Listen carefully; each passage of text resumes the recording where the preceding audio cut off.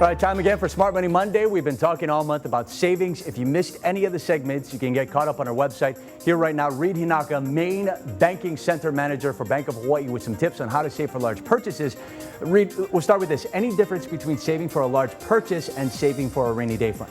Well, besides the amount, Steve, the biggest difference is probably the time. So take a down payment for a home, for example. That's something people end up saving maybe 3 to 5 years for. So that's much different than saving for like a new water heater when it breaks down. So the key is to be patient and to realize that saving like this is not going to just happen overnight. Okay, the key is don't rush. Any tips on where to start? Well, just have a goal, but don't just wake up one day and be like, I want to buy a home, right? While that's good, you want to also get a specific amount and work backwards from there, whether it's yearly, monthly, and weekly, what you need to save. Yeah, especially for a home, right? Yes. What if you're not sure what you can afford?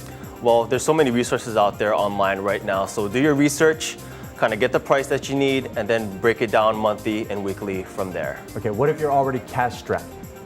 Well, you might need to kind of readjust your savings plan, extend it out, or kind of reanalyze and look what you're spending yourself weekly and monthly.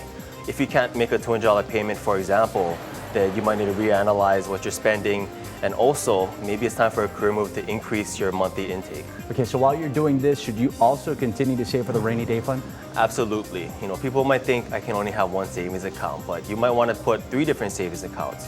One for your rainy day fund, one for your emergency fund where you have maybe 6 months of expenses, and then of course the last one for your large purchase fund for that down payment you're saving for. All right, so that can seem like a lot for a lot of people. How do you achieve both goals at the same time?